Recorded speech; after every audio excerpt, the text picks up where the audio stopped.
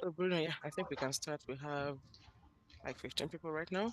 So good day everyone, and welcome to another interesting section of our COP for this November. My name is Vivian Anolefo. I'm the director of COP for PMI NAC. So today our topic is bridging strategy and execution using objectives and key results, which is OKRs, to align projects with organizational goals. And our speaker is Bruno Freitas. So before we go into our section, I would like to run us through some ground rule. Please, we encourage everyone to join using your first and last name, which is the same one you use for registration for ease of identification. Please keep yourself mute at all times, except when you want to ask question. So the speaker is okay for like anyone that have question during the course of the presentation to come up to ask the question. Then if you're not comfortable doing that, you can use the chat box to ask your question, or you can also choose to wait towards the end of the presentation. So this meeting is recorded to be used for chapter use. Please feel free to use any virtual background that you want to use, but no marketing material of any sort will be allowed.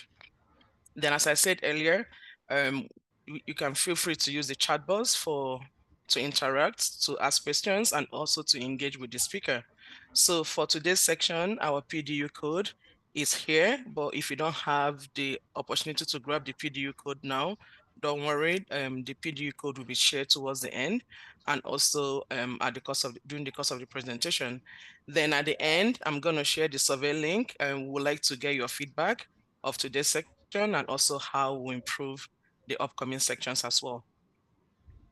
So introducing our speaker, Bruno. Bruno, with over 20 years of experience in portfolio, program, and project management, he excels in leading multi-million dollar initiatives and achieving goals. He has established project management offices and managed project portfolios worth over 100 million for capital markets, banking, and insurance institutions. Bruno takes pride in leading portfolios, programs, projects by incorporating industry-leading practices such as PMI, Six Sigma, Agile, organizational change management, as well as building strong relationship with C-level executives and leading cross-sectional teams to success. He holds an MBA in finance from the University of Alberta, master's and bachelor's degree in computer science from the Federal University of Pernambuco in Brazil, and several certifications in project management, portfolio management, agile, IT, and investment management. So I will hand it over to Bruno to take it over from here. Over to you, Bruno. Thank you, Vivian. Thank you for having me. It's so nice to be here and to see some familiar faces and some new faces as well. For those of you who come to the PMI chapter meetings frequently, you probably have seen me, but if you haven't yet, it's a pleasure to meet you. I'm going to be sharing my screen here. So Vivian, let me know when you can see my screen, please. Yeah, Can you see now? Yes? Okay, very good, well. good. Okay, excellent.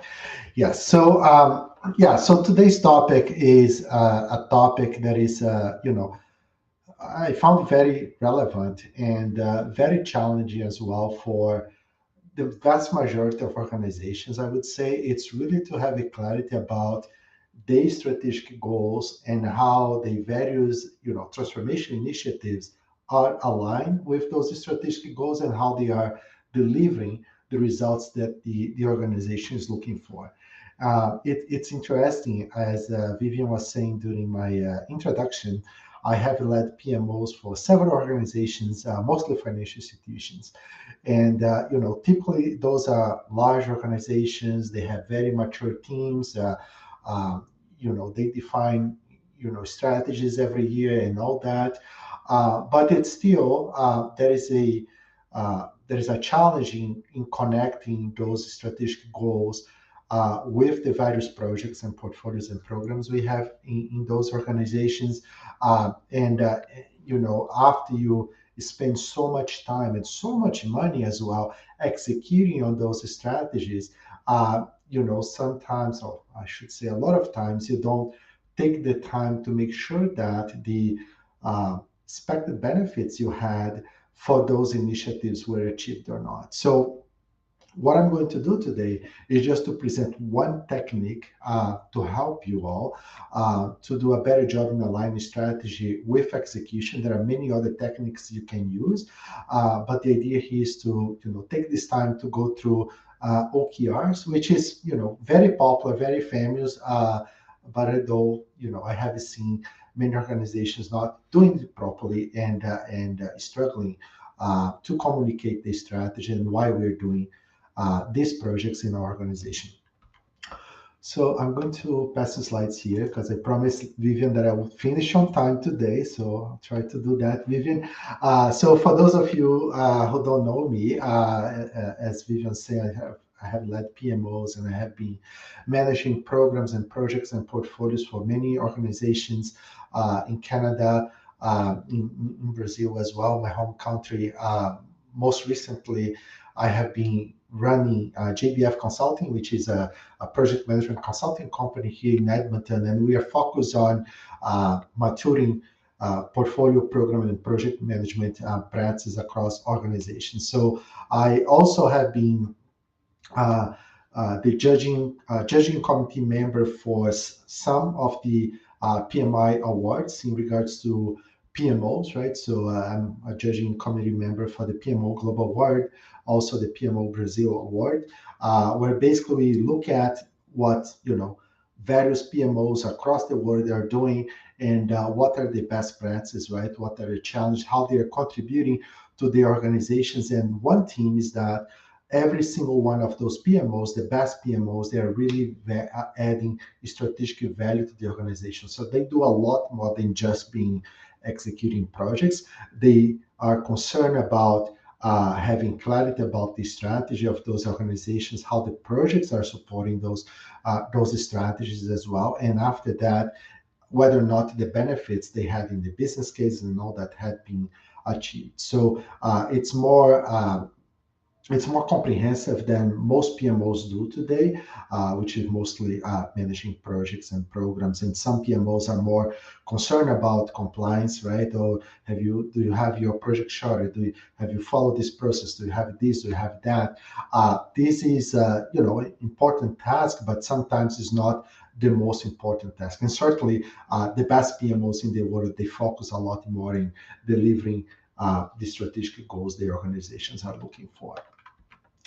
JBF Consulting, as I was saying at the beginning, we do a lot of project management consulting. We do PMO establishment. We do maturity assessment as well. We also do staff augmentation. We also do Smartsheet implementation. So I'm going to be talking briefly about Smartsheet, most to show a way for you to track OKRs using Smartsheet. But anyway, you can track the OKRs in your organization, even in Excel. You don't need to use Smartsheet for that. But it's a nice tool and very visually appealing that helps to convey the message. Okay, so this is going to be the agenda for our conversation today. And as Vivian said, anytime that you guys have any questions, please feel free to raise your hand, type in the chat.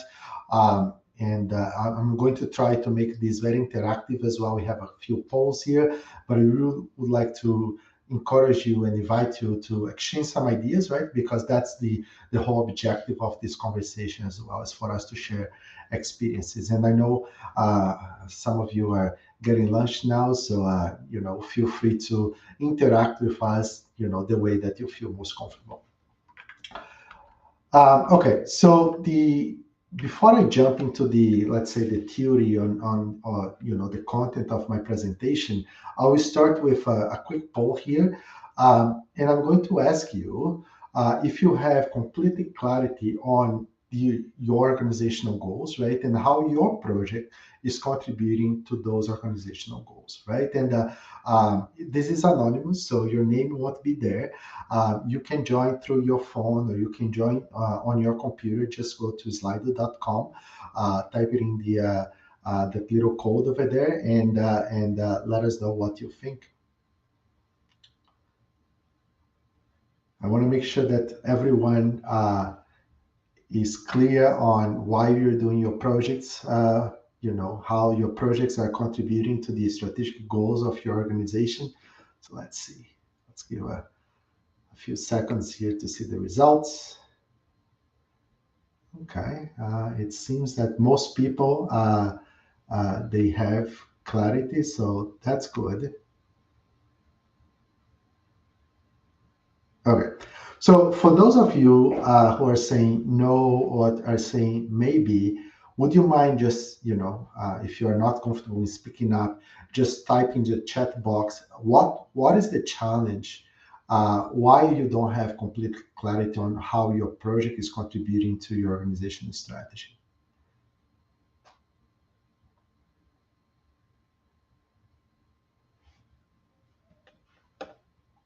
Don't be shy, people.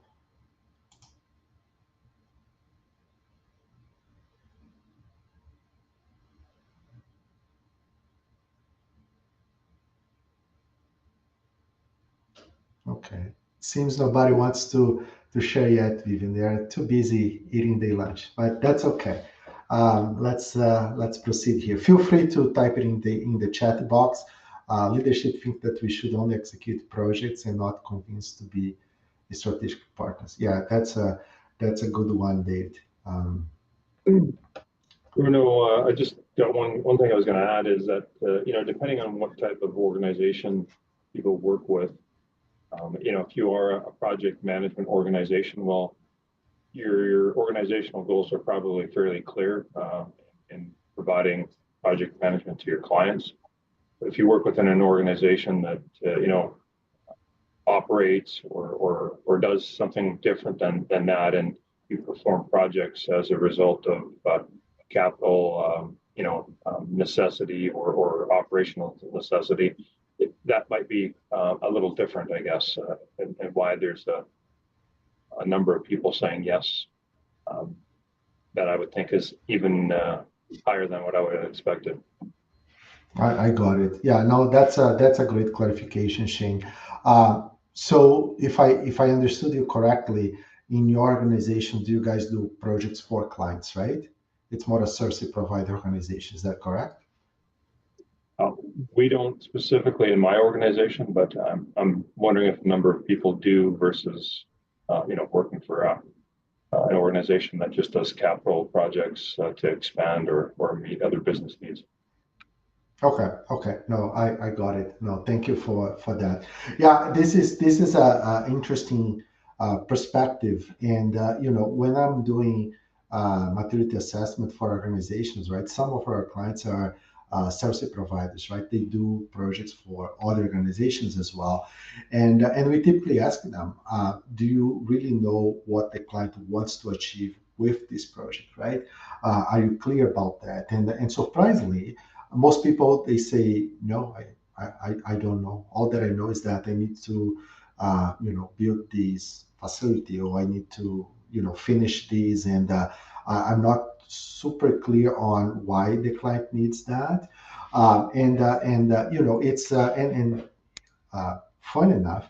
I'm not going to mention names here, but I have seen organizations where the project manager goes the whole project without really talking to the client and making sure that what they are delivering is really a value add for the client, right? And is addressing the benefits that the client had in mind.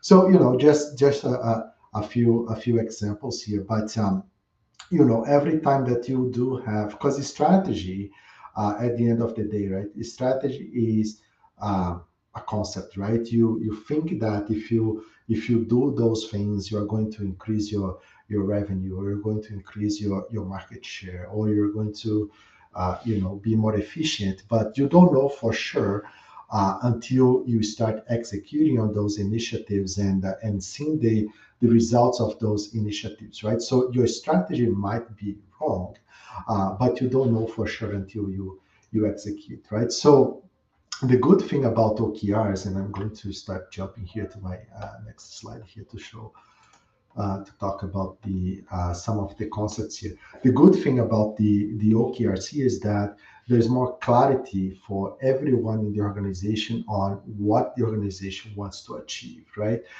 It's a lot more than just completing a project. There are results that you are expecting to achieve to make sure that yes, your strategy was the right one, or your strategy is not the right one, and you have to pivot to something else. So OKRs, for those of you who are not familiar with the terminology, it stands for objectives and key results, right? So the objective would be, a statement of what you want to achieve, and that statement should be clear to everybody. So sometimes some organizations, they use the vision they have to communicate that's what we want to achieve, and some of the objectives would be elements of that vision as well. So it should be inspirational, so people know what the organization wants to achieve. But the key results, they should be measurable, right? And that's something that I have seen being challenging for a lot of organizations as well, because sometimes they don't know how to measure those things.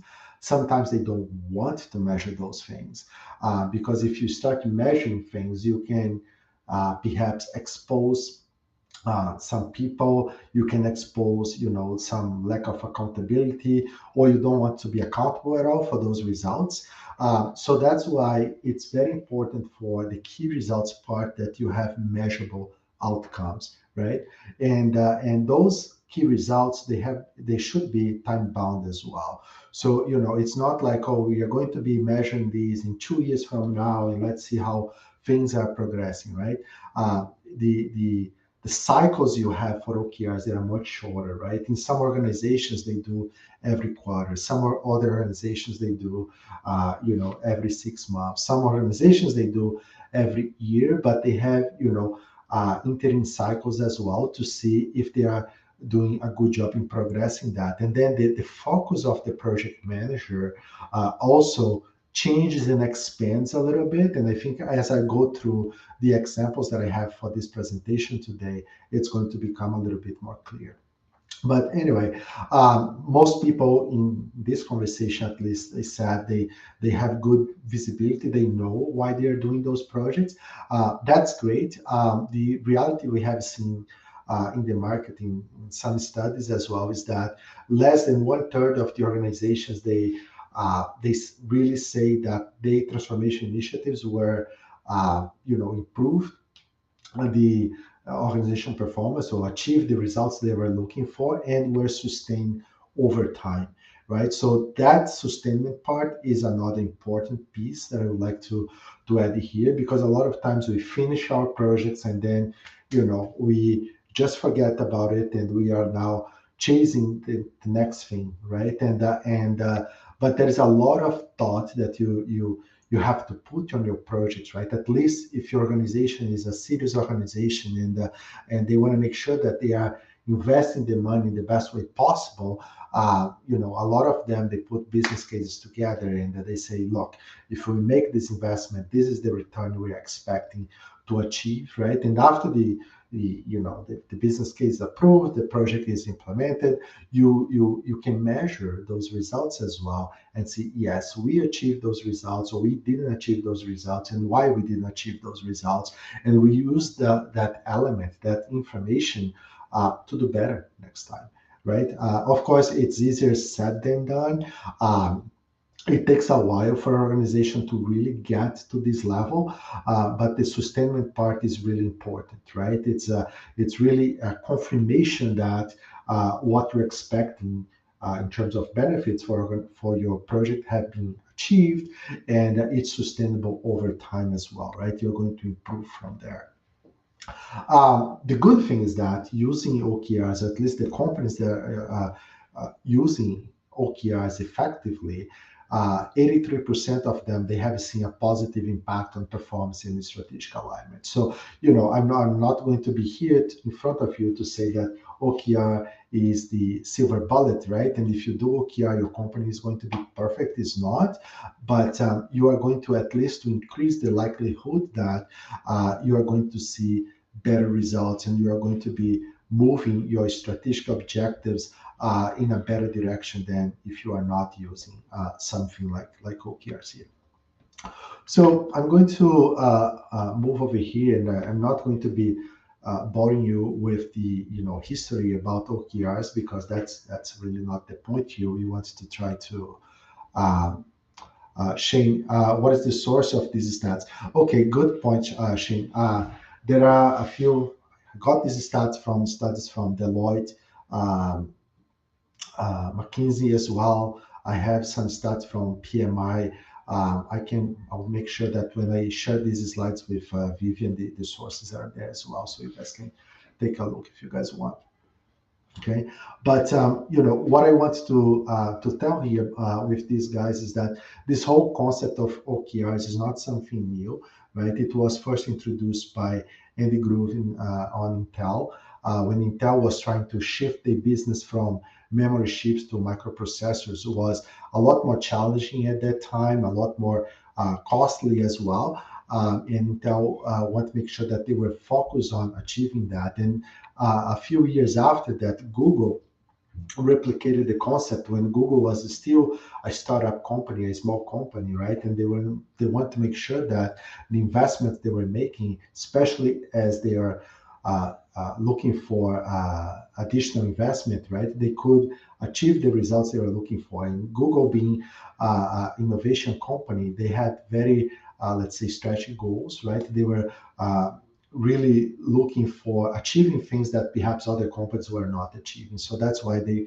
try to see so focus on the OKRs, and they use John Doerr as a consultant, as a coaching for them. And John Doerr was one of the fellows who worked with Andy Grove on Intel and saw firsthand how OKRs helped Intel to become one of the biggest players in the market at that point. And nowadays we have so many other companies using OKRs as well. Here at the bottom, I have a few examples like Amazon, LinkedIn, Dropbox, but many organizations, not only large organizations, but also small organizations, are using OKRs to align strategy with projects.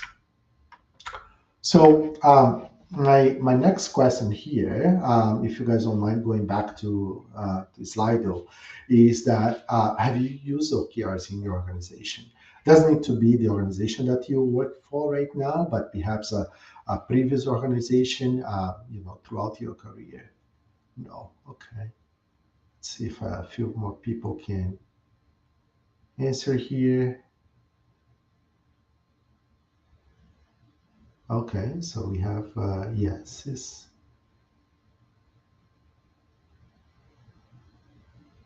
Okay, but seems that the vast majority of people have not. Okay, that's fine. This is, the kind of the answer I was expecting to see. A lot of the organizations, they have heard about it, but they haven't really implemented OKRs before. So thank you, folks. Okay, so I'm going to, I want this to be a practical exercise, right? A practical conversation as well. So we are not just going to be spending time talking about theory here, but how we can perhaps start thinking about implementing those things in our organizations, right? So I have here an example. I'm using a healthcare provider here. I know some people are in healthcare, some people are in other industries here. So this is not healthcare specific. I'm not a healthcare guy, by the way, but hopefully this is going to be an example that we all can at least relate a little bit, right? So what I have here is that in my healthcare provider, they want to improve the patient care quality and outcomes. And each one of these organizations, we only have 3 departments, but that's okay, just an example. We have IT, marketing, operations, and IT is saying, okay, so the way I'm going to contribute to that is we're going to make improvements to patient technology. Market is saying we're going to promote patient services, and operations say we are going to improve patient flow. And they have some key results as well, how they want to measure that. IT wants to increase the patient portal usage, and they also want to implement analytics to support patient care. Marketing is saying they're going to do send out newsletters to some patients, and they are going to improve brand perception. And the operations team is saying that they are aiming to reduce patient waiting time, and they want to also improve staff productivity. So, the way these objectives and key results are presented here is quite common in many organizations.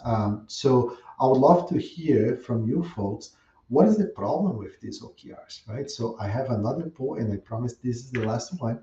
But what do you guys believe is the problem with these OKRs?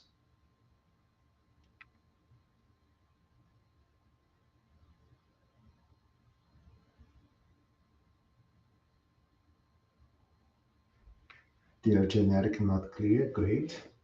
It's not smart yet. That's right. Yes, the objectives are not measurable, time is not defined. Yes, not specific. Yes. I know a few people are still typing. Yes, not time bound, not measurable. Yeah, that's perfect. There's a couple more people adding their thoughts. No metrics to measure. Yes.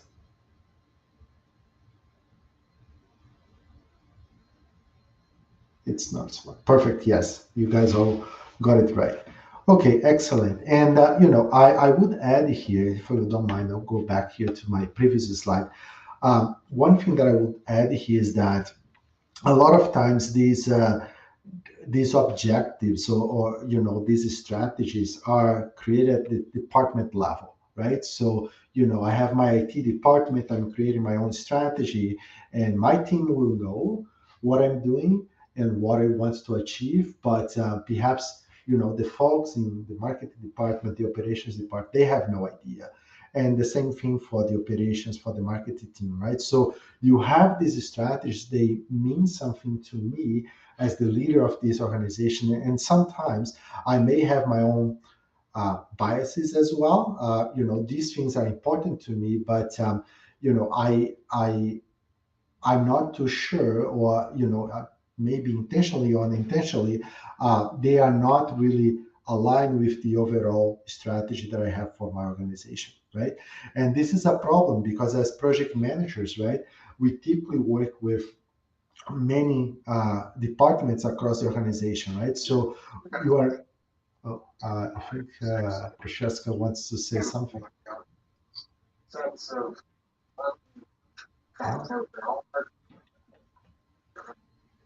Sorry, Francesca, you want to say something? Oh, no, okay. No worries. Um, yeah, so they are created at the department level, right? But they are not communicated to the entire organization. So what happens for us, project managers, is that we are going into these projects where we're managing these projects, and then we start collaborating or including people from the other departments, and perhaps they don't even know about those projects, right? Or there is not, they don't understand how those projects are, contributing for the organization, right? Or they have their own interests as well. So, Francesca, okay, Yeah, I can. Yeah, we can tell. Like, just look at that part number. okay, okay. Oh, Francesca, you still I can do this out.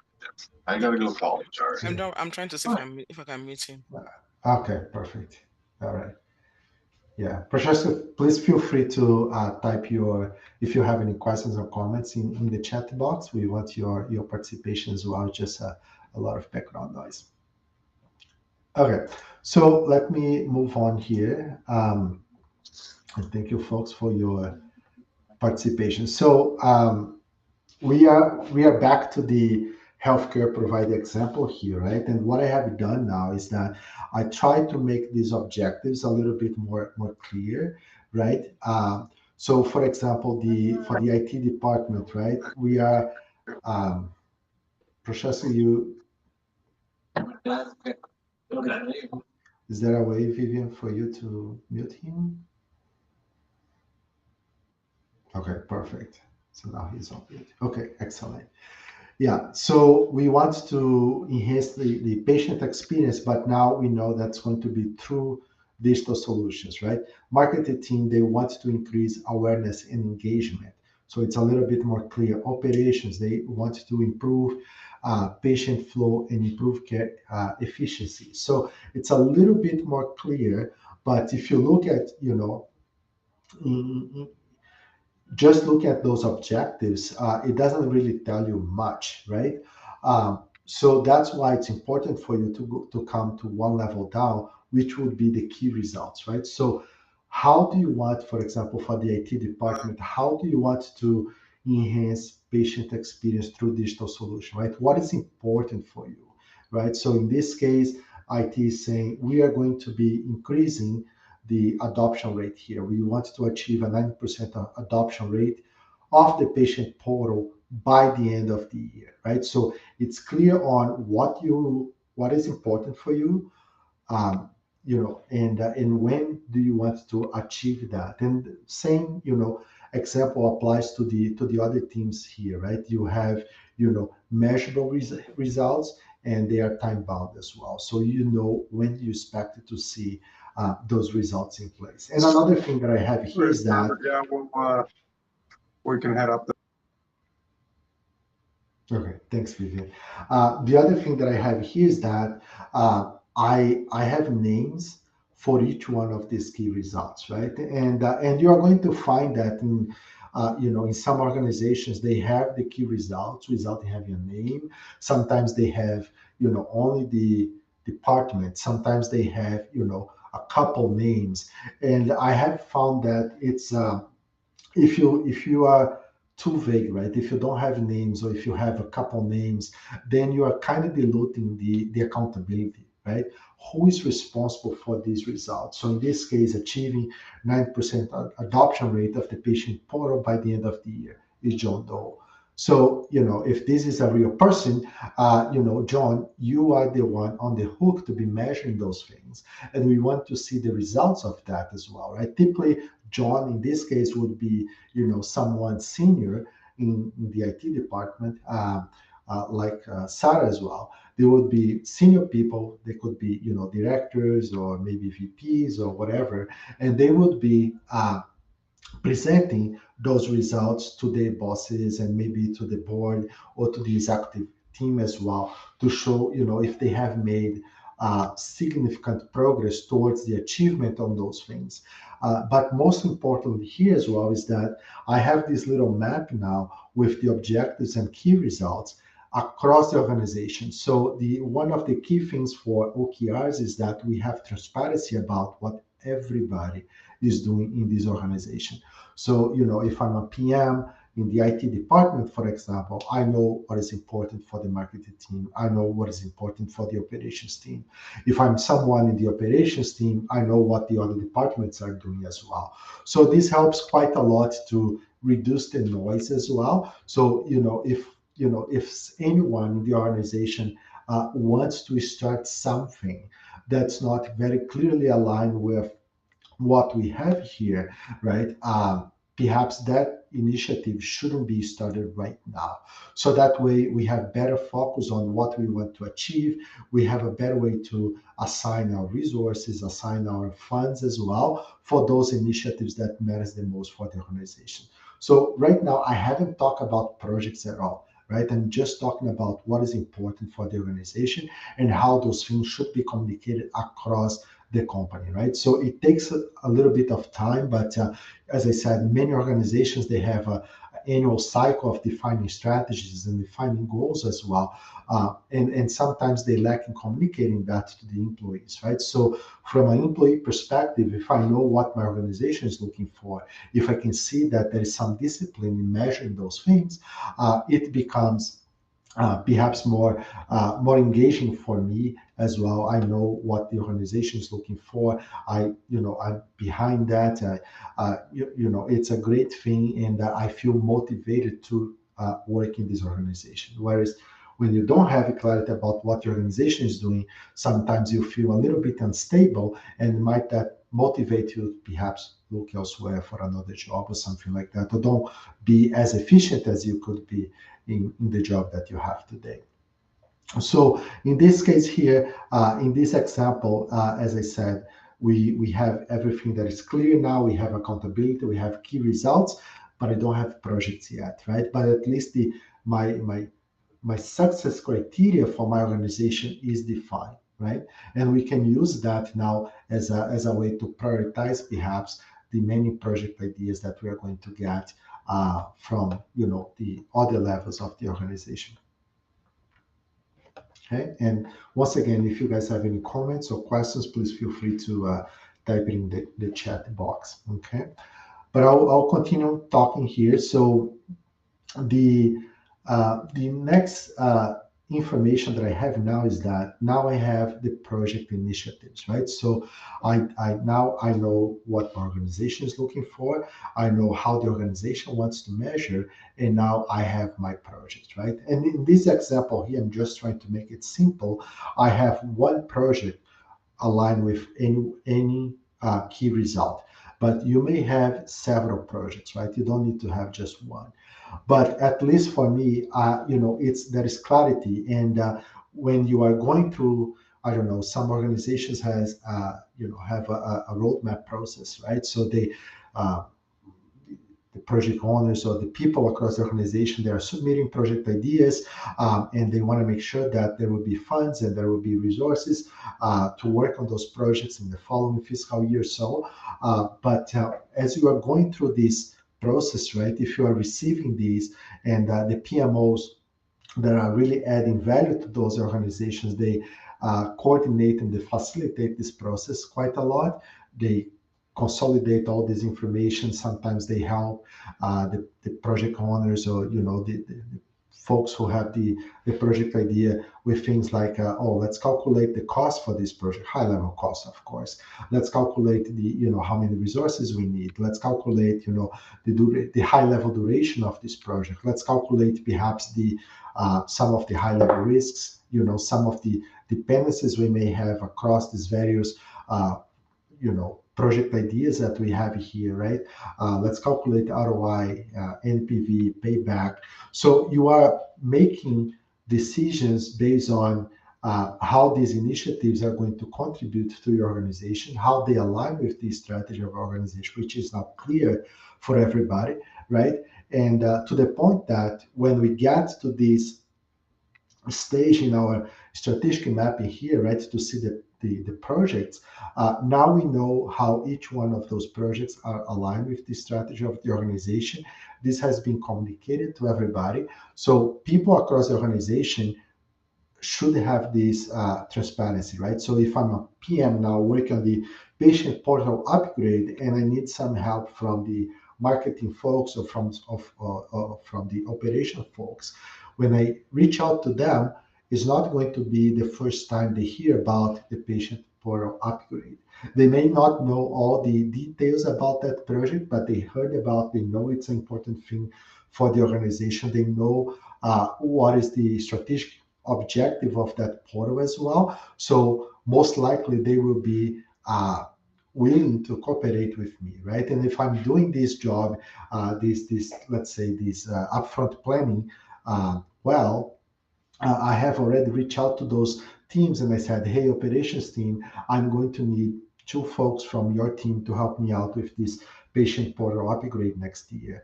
And market, I'm going to need someone from your team as well. So those departments, they can do capacity planning as well to see if they have the resources or they haven't. And if they haven't, they at least they have some time to hire those resources as well as permanent employees or contractors to help out once those projects started, right? And those budgets are set aside. So there is more clarity for everybody in the organization. Okay, good for now. So some recommendations here, right? The important thing about OKRs is that less is more. So you don't want to have, training objectives, key results, and initiatives, because otherwise your focus gets so diluted, right? You are working on so many things that you're going to have the same problems once again. You are going to be stretched too thin, or you don't have the enough funds, and that could become a problem. So the idea here is that to use always these 3 to 5 number here, just a rule of thumb, right? You have 3 to 5 objectives per team, or per portfolio here. So my IT department, or for each one of these departments, I have 2 objectives. So that's a good one. You have 3 to 5 key results per objective. So in this case here, I have only 2 key results. So that's cool. And you have 1 to 3 initiatives per key results, and those initiatives can be achieved within the OKR cycle. So in my case here, I'm saying that I want to achieve a 90% adoption rate of the patient portal by the end of the year. So I know that by the end of the year, this is the result I want to achieve. And my patient portal upgrade, if I have done a good job in doing some upfront planning, I know it's doable to get it done by the end of the year, right? If you have something, this patient portal upgrade is going to take a couple of years, you may want to maybe break these down in a couple of different projects, right? Or maybe revisit a little bit how you're going to measure those things. But the idea is that you have shorter cycles, right? So a lot of the OKRs, they have the same principles as Agile, right? You have shorter cycles, you are measuring those results as well. So if things are not going to be achieved, you know how to pivot to something else. Okay, but at least there is some clarity here, and for me as a project manager in the patient portal upgrade, right? If I'm looking at this and says add new features to the patient portal, such as blah blah blah here, right? So for me as a project manager, I'm not really looking into getting the patient portal upgrade completed. That's not my main objective. My main objective here is to help the organization to achieve a 9% adoption rate of that patient portal by the end of the year, right? So that's an important distinction as well, because a lot of the PMs, they may get upset with this, right? Because sometimes when we are having conversations with executive teams and we're showing whether or not we are on track with those OKRs. Sometimes we may need to make, tough decisions, right? And sometimes they may say, you know what, this patient portal upgrade is on track, everything is on budget, on time, Bruno is doing a great job managing this project. However, it's not really going to help us to achieve the adoption rate that we're looking for. So perhaps we should stop this project and reassign the resources, the funds to something else, right? So this is possible. And if you are serious about getting your OKRs and using this to measure, the progress on your strategic goals, you should be able to make those decisions. If you bring this back to our current reality, right? Many organizations, they don't want to kill those initiatives. They wait until the initiatives is done, and then if they achieve the results, awesome. If they haven't achieved, then it is what it is at this point, right? That might be too late, depending on the industry you are doing, right? Your competition, right? What the other players are doing. You have to be able to do these pivots a lot quicker than just waiting for the project to be done, right? At that point might be too late in the game, and people, we see those things in the PMP exam, the PMBOK, talking about sunk costs, right? And people don't realize that, sunk cost is a real thing, right? It's an investment you have already made, so, it doesn't matter anymore. What matters is that, are you going to achieve the result that you want or not? Even if you are not, just stop it, right? And do something else. So this is something important when we are applying OKRs for real in organizations. And that, as I said, some executives, they don't want to do that because they don't want to be perceived as a failure, right? My idea for the project patient, the portal upgrade was a bad one. So, but I don't want to acknowledge that because, I'm going to look, stupid or in front of my peers or something like that. I think that's an important realization. And that's why it's important to have these measures, the clarity, and that we are not using OKRs to be assessing someone individually. We're assessing the strategy we have for the organization, right? And sometimes it's a good one, sometimes it doesn't bring the results we're looking for, and that's fine. We learn from it and we pivot. Okay, so this is the typical OKR cycle, right? So the first point here is that you are planning and setting your OKR. So as I said, some of your organizations, they may have annual strategy cycles. Some organizations, they have a 3-year strategy cycle, which is fine. But you should have clarity on your what your company wants to achieve, and you should take some time to define those OKRs, right? It's important. Don't rush defining your OKRs. You should be able to engage your teams as well, so they know what you're trying to achieve. And a lot of times, the folks that are defining strategy, they are at the top, but they don't, the people who are delivering, right, are at the bottom, right? And so it's important to have those sessions with many layers in your organizations to understand what is important, how we're going to measure those things, so you have something that is realistic, right? And you have to set some ambitious but achievable goals, and this has to be aligned across your team and perhaps some other teams that you need to collaborate with during your fiscal year or whatever cycle you have for your strategy implementation. You have to monitor this progress. And at this point here, right, I'm not talking about, oh, I have to measure my OKRs every week or every other week. That's not the point. Here's that, okay, so I have this portal upgrade, I have all these little projects that I want to do, and you are checking in with the team working, right? If you are PM with your team, if you are a project owner, right, with your PM as well, to make sure that you are making progress, right? You are focused on the key results as well. And I'm going to talk a little bit more about that once I show you the Smartsheet example, how you're going to be enabling those benefits. So I'll talk about this in a couple of minutes here.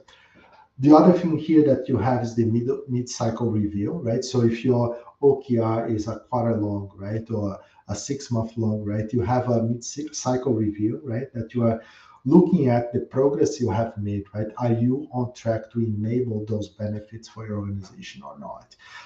And if you are not, right, is there a way for you to recover, right, and bring things back on track, right? Is there any major blocker that your leadership team can help removing from you, right? And sometimes, I think it helps a lot when you are having those conversations and the leadership team can do something, because at the end of the day, they should care less about your project and more about the results they want to measure for the organization. And then at the end of the cycle, we have another review. And this is typically a good moment for your executive team, right? For your, project sponsors to communicate how things are progressing across the organization, right? So if your company has town halls and that kind of thing, this is a great moment for them to come up in front of everybody, show the indicators, show what they have achieved, what challenges they're having, and what they're going to do next, right? This increased transparency, and in turn, it increases the employee morale and engagement as well, because they see that this active team is telling the truth, right? And they have the company's best interest at heart. And then, you are going to set up you're going to repeat the process for the next cycle, right? And you're going to be refining your tools, refine your OKRs, and this cycle continues over and over. So as I said, some companies have this happening in one quarter. Some companies may have this in 1 year. Doesn't really matter, but if you have longer than 1 year, then it may become too long. So I typically suggest people to not having OKRs that are longer than 1 year to be realized.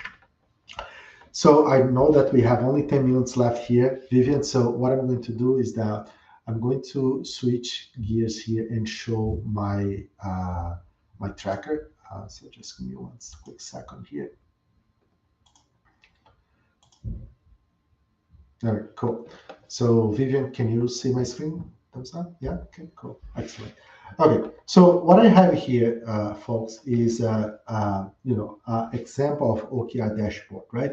It's just an example. You don't necessarily need to do exactly like this, but it's just a way for you to convey your results, right? So I have the same initiatives, the same OKRs that I just shown before. So it's clear. And if it's a dashboard available for everybody in my organization, it helps improving the transparency, increasing the visibility about what we want to achieve as a company in this fiscal year, for example.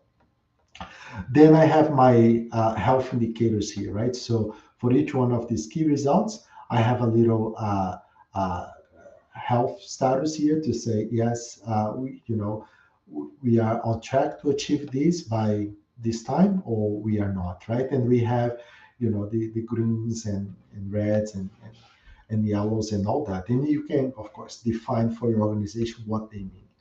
But the important part here is that how are we going to measure that? So what I have here is I have for this first one here, enhance patient through digital solutions, right? And I have these two key results here.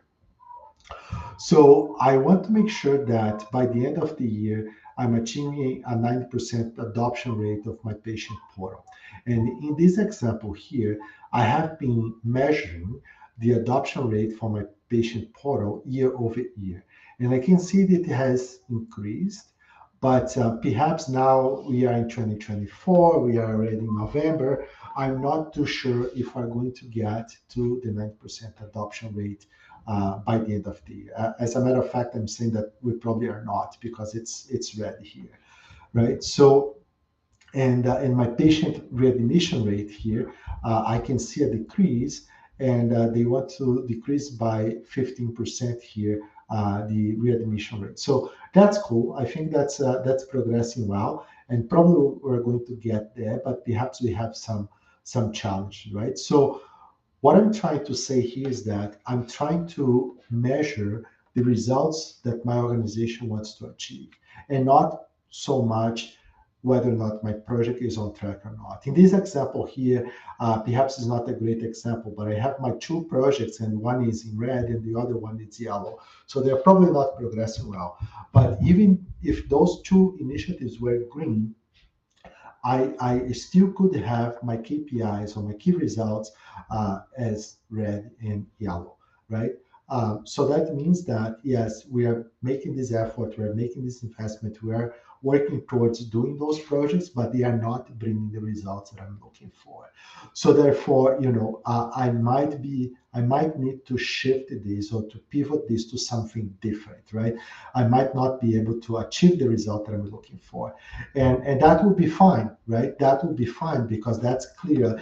Your executive is communicating that to the organization. You as a PM, you understand what the organization is trying to achieve. So if there is a decision that, Bruno, your patient portal upgrade project needs to stop because we need to shift to something else that's going to help us to achieve what we're looking for. Perhaps the features that we're implementing in the patient portal are not exactly the features that our patients are looking for. So maybe we should stop what you're doing now, revisit the process, the project, revisit the scope, and pivot to something else, right? So that's the idea here. And the other thing, as a project manager, right, you have to make sure that you are measuring, or you're at least helping to measure those results.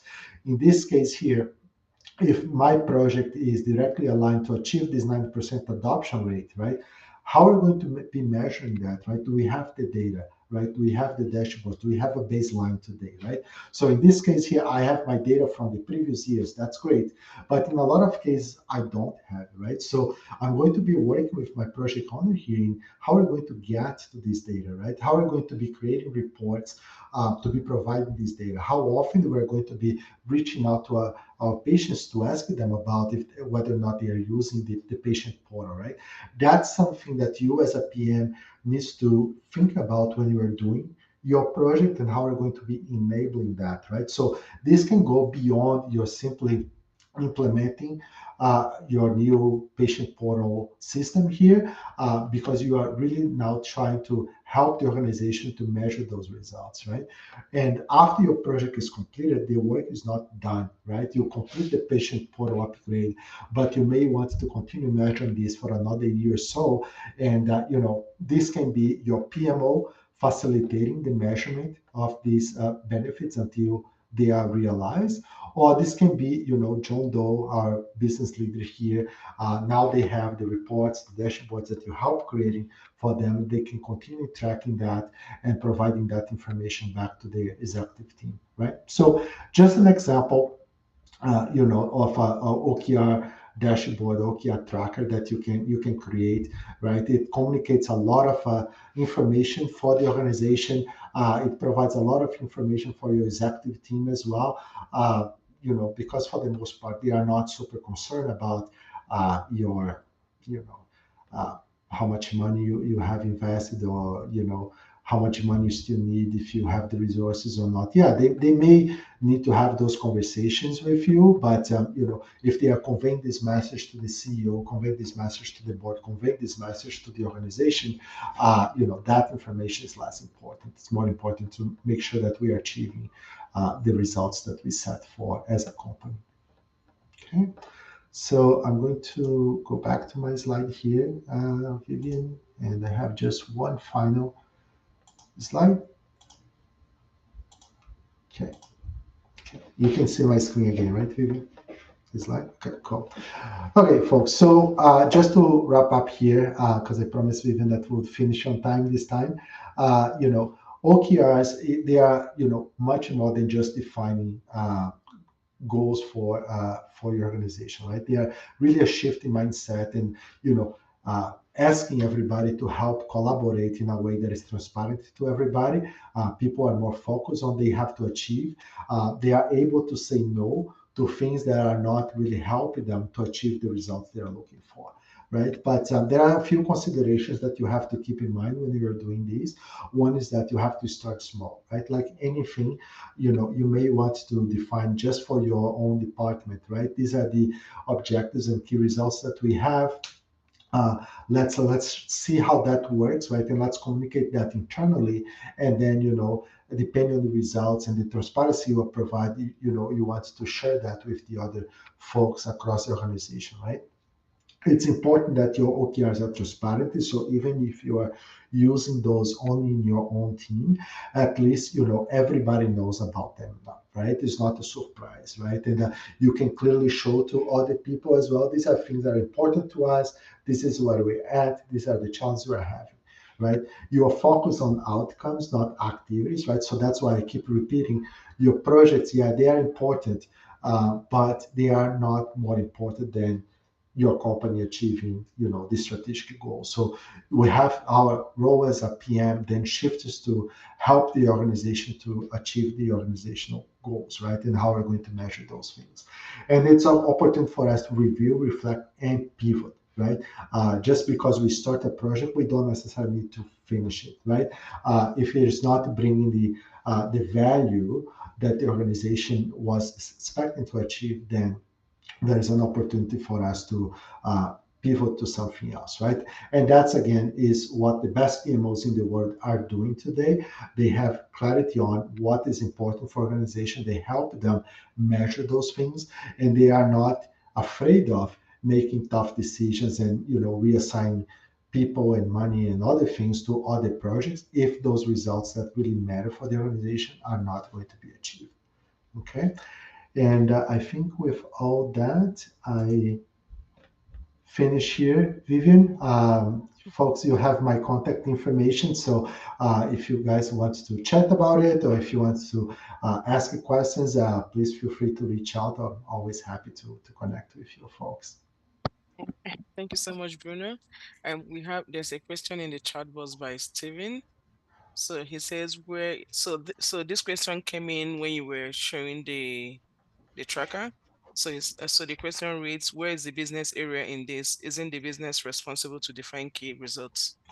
Absolutely. Yes, Stephen. They are, the business should be the ones defining what matters, right? And how those things they relate to the strategic goal. It shouldn't be up to the PM. If the PM is being asked to do that, uh, it's a bad start. It's a bad start. And a lot of times, yeah, the project managers say, oh, let the PM measure those things for me. And guess what? If things go sideways, it's the PM's fault. So yes, the if the organization is serious about implementing or moving forward with the strategic goals, the top leaders, they should be the ones defining these and cascading this down. And that's even for the PMO. For I've always viewed the PMO as the instrument to get things done, not necessarily to define what projects or what's the define what the organization is going to actually want to deliver. We're there to help them to deliver. If we're in the position that we are going to be on the hook for the outcomes and the success, then we should, as a PMO, have the right to say we won't do that project, or say that is not a value, because you can't have both ways. You can't stick the PMO, a PMO group with the critical success without having that authority to say, well, this one doesn't quite meet the bar. Mm-hmm. Yeah, and that's a great perspective, Stephen. I'm not suggesting here that the PMO is the one blocking the initiatives, but at least is the one facilitating the conversations, right? Because we are helping the business to measure those results as well. So in the PMOs that I joined and the other PMOs that I have seen, we present dashboards like the one that I just shown, right? And the executives, you typically have a portfolio steering committee or something like that. They're going to say, I don't think that we're going to achieve those results and we should shift. But at least the PMO is a facilitator in that process. Thank you. You're welcome. Okay. Does anyone have any other question? Okay, Shane, I will share the slides with everyone. Please feel free to, or we encourage everyone to complete the survey for us and also drop your email address and I will share the slides with you. Okay. Awesome. Okay, thanks Okay. everyone. Thanks, Okay, Vivian. so I don't think we have any other questions. So just to wrap up the meeting, thank you, Bruno, for this wonderful presentation on behalf of PMI NAG. Well, it's always our pleasure to have you, with us. And thank you everyone for making our time to be here. So have a great day, everyone. Thank you for coming. Yeah, thanks everybody. Have a great Yeah. week. Bye-bye.